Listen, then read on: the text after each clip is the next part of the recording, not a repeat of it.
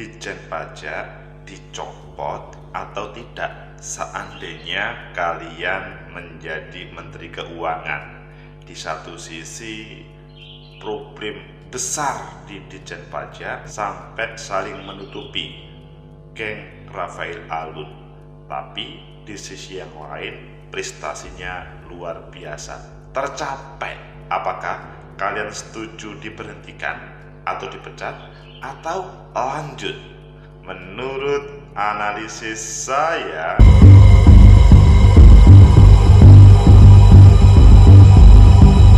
Assalamualaikum warahmatullahi wabarakatuh. Salam sejahtera untuk kita semuanya. Tegakkan kebenaran, lawan ketidakadilan. Ditjen Pajak disorot karena Rafael Alun dilematis, prestasi, kebobrokan, saling menutupi. Ayo kita baca di beberapa media. Selanjutnya nanti kita fokuskan pada salah satu dan bagaimana solusinya. Pertama adalah di Kompas, geng Rafael Alun di Ditjen Pajak diduga berperan saling menutupi. Oh, ini membahayakan terhadap negara ketika orang-orang yang membahayakan terhadap negara ini saling menutupi kebobrokannya meskipun katanya sih berprestasi. Kemudian yang kedua di Kompas juga, judulnya Ditjen Pajak diminta dicopot, staf sus Menkyu, 2 tahun Pak Suryo menjabat target pajak tercapai. Sebetulnya kan masih banyak yang bisa seperti ini, tapi ya ini adalah staf sus Menkyu yang mengatakan. Kemudian di Metro News, transaksi janggal oknum Kemenkyu, mantan Dirjen Pajak, Menkyu harus lebih tegas. Oh, ini mantan Dirjen. Jadi coba ini kelihatannya menarik.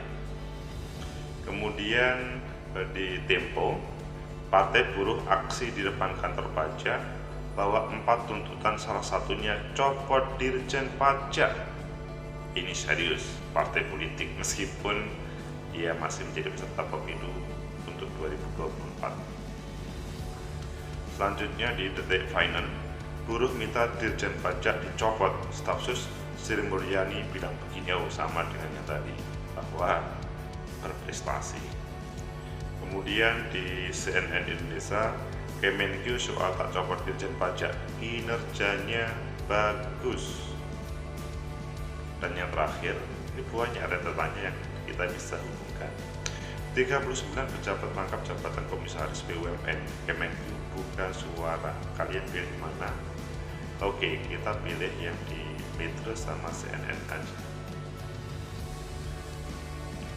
Transaksi janggal oknum Kemenkyu, mantan Dirjen Pajak, Menkyu harus lebih tegas. Ini adalah yang disampaikan mantan Dirjen Pajak Fuad Bawazir, mengatakan bahwa Menteri Keuangan Sri Mulyani harus lebih tegas dan jangan terlalu bermain politik agar dugaan adanya transaksi janggal oleh oknum Kemenkyu cepat terselesaikan. Sebelumnya, Menko Polhukam Mahfud MD menyebut ada transaksi mencurigakan terkait Kemenkyu mencapai 300 triliun. Mahfud MD menyesalkan laporan transaksi yang melibatkan 460 orang di Kemenkyu sejak 2009 tidak ada kemajuan. Oh, ini. Meski sejak 2009 Mahfud mengklaim tidak ada kemajuan informasi terhadap laporan itu. Fuad menyebut jika kasus tersebut dikerjakan dengan benar maka akan selesai dalam hitungan hari. Oh, 2009 katanya cukup hitungan hari. Menurut saya keterlaluan karena laporannya ini sudah lama. Kalau dikerjakan dengan benar, mestinya dalam hitungan hari sudah bisa diangkat, kata mantan Dirjen Pajak Fuad Bawazir. Itu di Metro News Kalau kita agak berbeda lagi, di CNN Indonesia, Kemenku soal tak copot Dirjen Pajak kinerjanya bagus. Jadi judulnya memang dilematis antara dilanjutkan dan diberhentikan. CNN Indonesia, Kementerian Keuangan, Kemenku mengatakan tak akan mencopot Dirjen Pajak Suryo Utomo karena kinerjanya bagus, meskipun banyak yang menuntut agar Suryo hengkang dari posisinya imbas kasus Rafael Alun Trisambodo. Kalau misalkan ini hanya pada Rafael mungkin nggak, tapi banyak. Staf khusus Menteri Keuangan Justinus Prastowo mengatakan pihaknya masih terus mengamati dan memantau isu yang berkembang. Namun ia menegaskan Kemenkeu bekerja sesuai undang-undang dan aturan, termasuk soal copot-mencopot Surya. Ya memang harus berdasarkan undang-undang, tapi kan kalau melihat gunung es seperti itu kan harus berpikir mendalam. Pak Suryo kan 2 tahun berturut-turut mencapai penerimaan, kinerjanya bagus. Jangan sampai kita juga tidak fair, ada isu seperti ini lalu ditimpakan kesalahan secara personal. Oh, jadi kalau begitu staf sus menteri juga dapat, maksudnya kena juga. Prastowo menegaskan tidak adil jika Suryo harus dicopot, imbas rentetan harus di Dirjen Kemenkeu, Dirjen Pajak Kemenkeu. Ia menegaskan Kemenkeu bakal terus mendukung Suryo agar bisa menuntaskan informasi dengan baik. Di sisi lain, ia menghormati dan terbuka dengan aspirasi masyarakat yang menuntut pencopotan Dirjen Pajak Suryo Utomo. Namun Prastowo mengatakan ada mekanisme khusus terkait pencopotan tersebut. Boleh saja kurang usul mencopot atau mengangkat, itu kan hak masing-masing, tapi kan mekanisme juga harus mengikuti undang-undang. Prastowo mengatakan menerima dengan baik aspirasi tersebut dan berharap bisa dialog langsung. Menurutnya momen ini menjadi langkah baik menyerap masukan dari berbagai lapisan masyarakat. Ia mengatakan aspirasi dalam demo tersebut akan dipelajari Kemenkeu, namun semua tuntutan tidak bisa langsung dieksekusi. Konfederasi Serikat Pekerja Indonesia (KSPI) menggeruduk kantor Direktorat Jenderal Pajak di Jakarta pada Jumat kemarin. Said Iqbal mengatakan jumlah massa yang turun aksi sekitar 100 orang. Aksi ini dilakukan sebagai bentuk keprihatinan terkait masalah pajak di Indonesia. Pecinta masa depan negeri, tegakkan kebenaran, lawan ketidakadilan. Itulah suasana yang terjadi di Dirjen Pajak.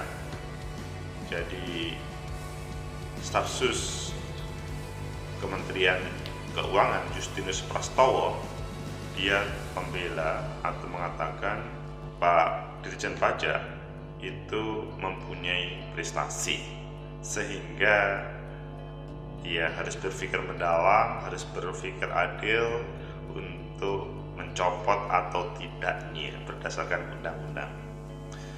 Bagaimana menurut kalian? Menurut analisis saya, pertama, bahwa yang terjadi di Dirjen Pajak hari ini itu sesuatu yang membuka tabir yang terjadi.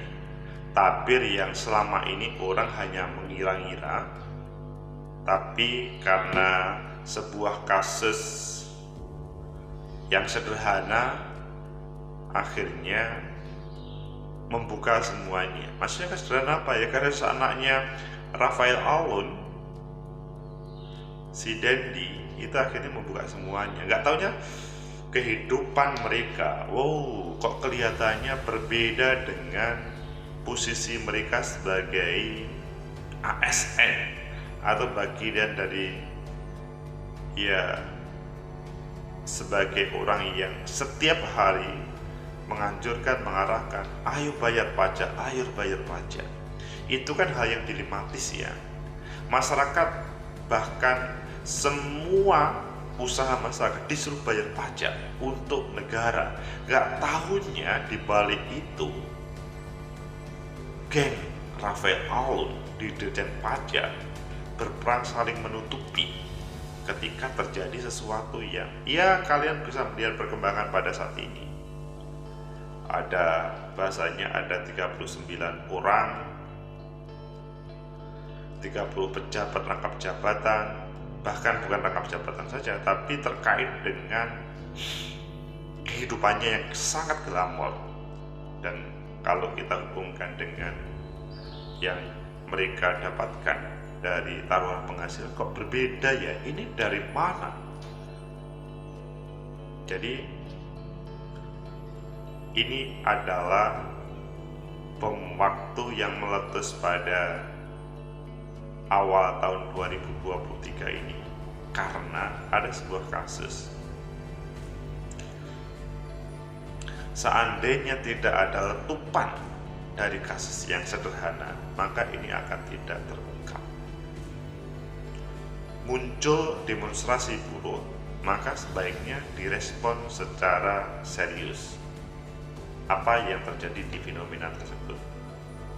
Jadi kalau menurut saya, yang disampaikan oleh Pak Justinus Prastowo, staf khusus Kemenkyu yang terus mengamati dan memantau terkait dengan perkembangan yang ada, ini kan wait and see ya.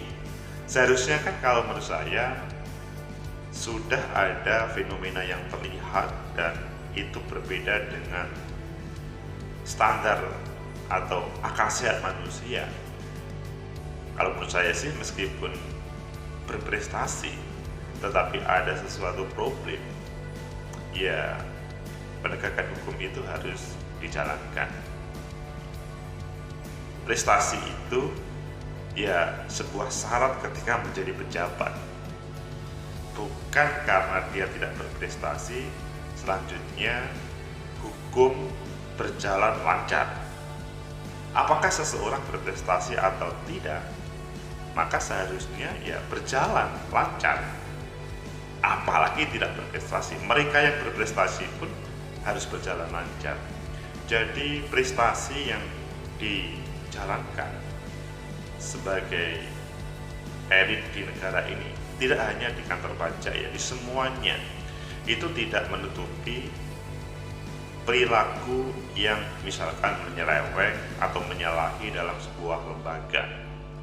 Karena kalau itu dibiarkan, sangat membahayakan terhadap keberadaan lembaga itu. Tegakkan kebenaran, lawan ketidakadilan. Perbincangan di sini memang berawal dari Dirjen Pajak atau dunia pajak, bahkan mulai dari geng Rafael Alun yang pada kesempatan ini mendapatkan sorotan banyak, dan oleh staf khusus Kemenkyu itu semacam mendapat pembelaan. Tetapi bahasanya staf khusus Kemenkyu itu bukan pembelaan, bahwa ini penegakan hukum berdasarkan dengan undang-undang. Nah, di sini terjadi perbedaan cara pandang. Kalau teman-teman buruh melaksanakan demonstrasi pada hari Jumat itu, ya kan jelas harus segera diberhentikan. Dalam bahasanya, mereka itu harus diberhentikan karena memang menyalahi. Sebagaimana yang disampaikan Konfederasi Serikat Pekerja Indonesia, Said Iqbal, bahwa mereka jelas-jelas salah, sehingga kemudian harus dicopot di si Dirjen Pajak. Tapi bahasa staf khusus Kemenkyu, ya dia mempunyai prestasi, kinerjanya bagus, 2 periode mencapai apa yang menjadi standar untuk dicapai. Prestasi bagus, sebuah kebobrokan yang ditampilkan oleh Rafael Alun dan geng. Menurut saya ini harus segera diputuskan oleh teman-teman Kemenkyu, Bu Sri Mulyani, Pak Julius dan lain-lainnya, kalau menurut saya sih prestasi itu wajib standar, tetapi perilaku yang baik, jujur, memberikan contoh yang baik, dan bekerja untuk negara secara profesional itu lebih utama. Bukan berarti mereka yang sudah mempunyai prestasi diperbolehkan untuk melaksanakan atau melakukan perbuatan yang menyalahi dari standar sebagai ASN atau sebagai pejabat Kemenkeu. Transaksi yang janggal oleh oknum Kemenkeu harus tegas. Dalam bahasanya mantan Dirjen Pajak Fuad Bawazir. Semoga tidak hanya Rafael Alun NG atau juga termasuk tidak cukup hanya pada 460 orang di Kemenkeu sejak 2009, 300 triliun itu tidak selesai, tetapi harus tegas. Penegakan hukum berdasarkan undang-undang sangat perspektif. Semoga bermanfaat. Like, subscribe, comment, and share. Sampai jumpa.